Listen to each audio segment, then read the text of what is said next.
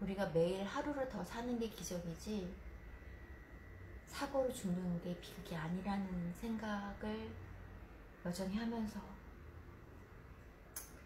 뭔가 하고 싶은 게 있을 때는 부끄러워하지 말고 부딪혀가면서 기회가 있을 때 하자라는 생각을 하면서 사실 이 시리즈를 더 이상 미루지 않고 시작하게 되었습니다. 안녕하세요. 사실 얼마 전에 첫 번째 에피소드 새 시리즈의 첫 번째 에피소드를 찍었었죠. 첫 번째 에피소드가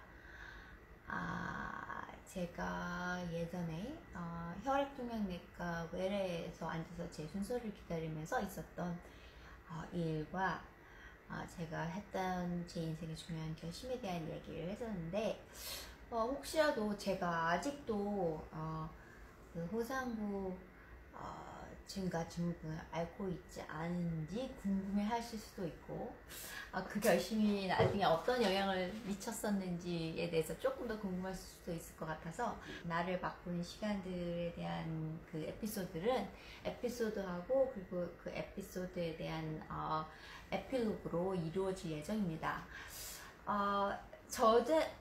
일단 결론부터 말씀을 드리면 저는 더 이상 호상부 증가증후군을 앓고 있지 않아요.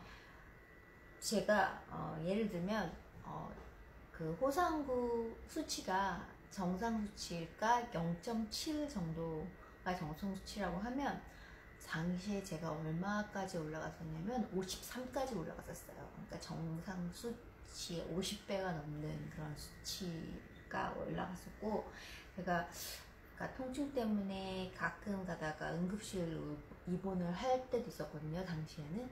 그랬을 때 입원을 하면 일단 제가 늘 호상부 증가증후군 환자입니다. 그러니까 피검사 수치가 좀 이상할 수 있어요 라고 병원 인턴 선생님한테 말씀을 드려야 했을 정도였어요. 그래서 인턴 선생님 제 피검사 수치를 보시면 깜짝 놀라면서 인턴 분들이 이렇게 우르르 몰려와요. 와가지고 야 이거 봐 호상부 수치가 이럴 수가 있어? 하면서 자기들끼리 웅얼웅얼 하다가 죄송합니다 막 이럴 정도였었어요. 그러다가 어느 날 약간 기적 같은 일이 일어났었어요. 그러니까 갑자기 제 호상부 수치가 정상이 된 거예요. 원인을 알 수 없기 때문에 치료도 한 적도 없는데 갑자기 정상이 된 거죠. 사실 지금도 제가 왜 갑자기 그 호상부 수치가 정상으로 돌아오고 더 이상 호상부 증가증을 앓지 않게 되는지 몰라요. 그러니까 그 증후군을 앓게 된 이유도 모르고 그 증후군에서 벗어난 이유도 모르는 거죠. 그래서 당시에 이제 한국에서 제가 다니던 병원이 여의도 성묘병원 혈액종양내과였는데 당시 주치 선생님께서 사실 한국에서 굉장히 유명하신 혈액종양내과 선생님 전문의 중에 한 분이셨는데 그분이 저한테 하신 말씀이 있어요. 혹시라도 나중에 제가 왜 그런 증후군을 앓게 되었고 어떻게 해서 그 증후군에서 낫게 되었는지 발견하게 되는 자기가 더 나은 의사를 만나서 발견하게 되면 자기가 학자로서 관심이 있으니 꼭 연락을 해달라고 저한테 말씀을 하셨어요. 그 선생님께서 저라는 케이스가 굉장히 이상했던 케이스였던 거죠. 그 선생님한테는. 그래서 제가 가끔 농담으로 이제 제 친구들한테 이제 몇 년이 지난 후에 이제 그런 농담을 곧잘 했어요. 내가 죽으면 선물로 시체를 보내드려야겠다. 그래서 그 선생님 한번 마음껏 부검해 보시라고. 사람이 이제 그 독특한 특이한 병에 걸리게 되고 그것 때문에 힘들게 되면 이제 어떻게 보면 주변 사람들이 다 걸러져요. 그러니까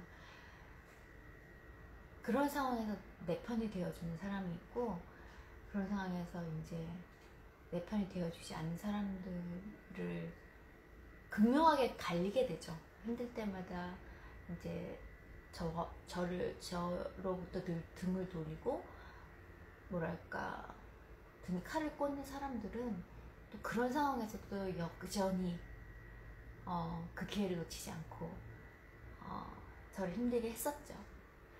그리고 그때 제가 이제 생각했던 것들이 많이 있었는데, 그때 생각했던 것들이 사실 나중에 제가 앞으로 계속 얘기를 하게 될 것 같은데, 피가 섞였다고 해서 가족이 아니라는 거, 그때 굉장히 다시금 깨닫게 되는 계기가 됐었고, 그때 이제 그렇게 아프면서 거기에 대한 자세한 이야기는 사실 나중에 이제 드릴게요. 그리고 그때 제가 제 가족들보다도 저를 걱정하고 저에게 도움을 주신 분들이 많으셨어요. 그때 굉장히 큰 감사를 느끼는, 지금도 잊을 수 없는 그런 감사한 분들을 그때 만나게 되었었고, 사실은 이 시리즈 자체를 찍게 된 계기하고 사실은 제 호소한고 증가증 경험이 사실 영향이 있어요. 왜냐하면 제가 그전부터 이런 종류의 시리즈를 찍고 싶었었어요. 근데 이제 개인적인 이야기를 하거나 깊은 이야기를 한다라는 게 사실 좀 부담스러워서 계속 미루고 있었거든요. 그러다가 얼마 전에 제가 이제 그 호상고 증가증을 처음 알았을 때 하고 비슷한 증상을 겪게 됐어요. 근데 이제 비슷한 증상이 있어서 20년 만에 다시 그 호상구 수치를 검사를 하게 되었거든요. 그래서 검사를 하면서 그런 생각을 했어요. 20년 동안 나는 사실 호상구 증가증이 아무런 원인도 없이 왔다가 아무런 치료도 없이 그냥 사라진 굉장히 이상한 사람이기 때문에 제가 그 얘기는 사실 언제든지 돌아올 수 있다는 거거든요.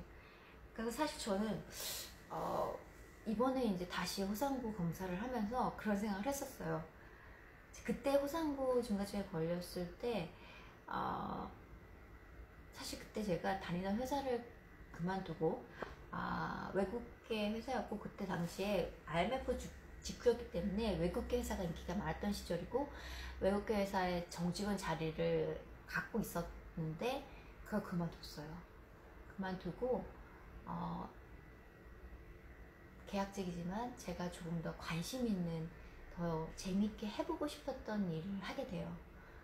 그 호소한고 증가증에 걸림으로 인해서. 왜냐하면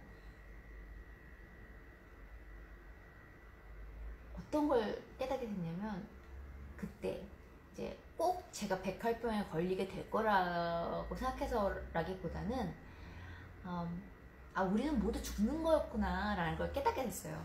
사실 우리는 마치 우리가 보통의 사람들처럼 웬만하면 뭐 한 환갑까지 살고 결혼해서 애 낳고 뭐 이렇게 살게 될 거라고 생각하잖아요. 근데 어느 순간 생각해보니까 내가 매일 아침 일어나서 눈을 뜨고 하루를 더 산다라는 게 어떻게 보면 기적 같은 일이더라고요.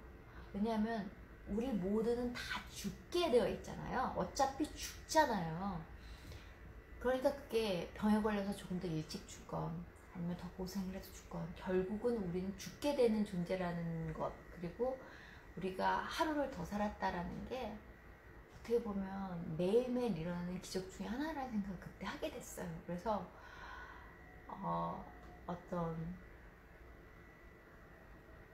어떻게 보면 내가 오늘 꼭 내가 백혈병에 걸리지 않아도 호상구 증후군에 걸려서 어떻게 될지 모르는 불안한 상태가 아니더라도 내가 정말 퇴근길에 차에 치여 죽을 수도 있잖아요.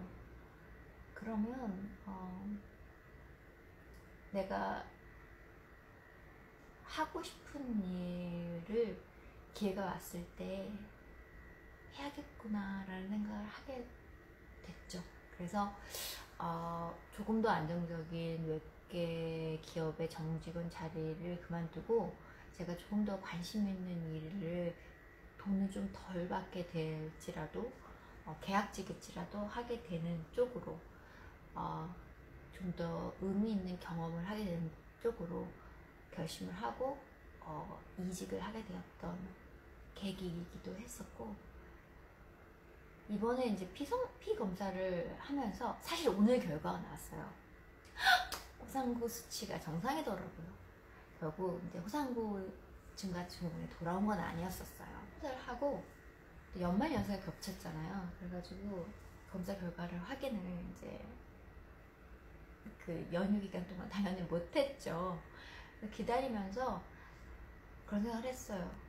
사실 그때 이제 그 일 이후로 성공을 한다거나 큰 그림을 그리기보다는 내가 하루하루를 살아있음에 감사하면서 하고 싶은 것을 할 수 있는 기회는 놓치지 않겠다는 생각으로 살아왔고, 그 이후로 여러 번의 이직과 그리고 전공도 바꿨고 이민도 왔고, 그 이후로도 공부를 제가 하고 싶은 공부를 전공을 바꿔서 여러 번 했고요.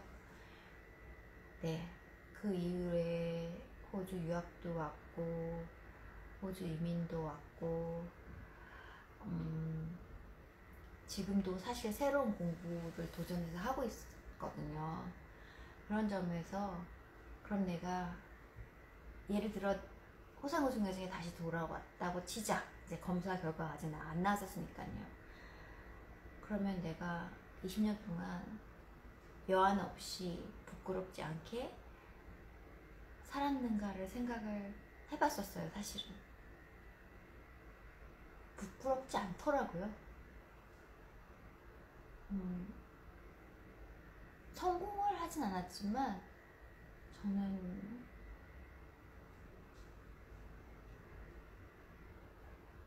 설사 제가 그 병이 돌아와서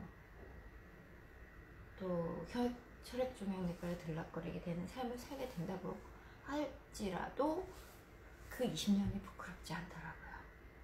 그래서 굉장히 행복했어요, 사실은. 그리고 이 시리즈를 시작했죠. 왜냐면 다시 한번 잊고 있었지만 우리는 결국 죽게 된다는 것과 우리가 매일 하루를 더 사는 게 기적이지 사고로 죽는 게 비극이 아니라는 생각을 여전히 하면서, 뭔가 하고 싶은 게 있을 때는 부끄러워하지 말고 부딪혀가면서 기회가 있을 때 하자라는 생각을 하면서 사실 이 시리즈를 더 이상 미루지 않고 이번에 피검사를 하면서 시작하게 되었습니다. 그러면 두 번째 이야기를 기다려주세요. 감사합니다.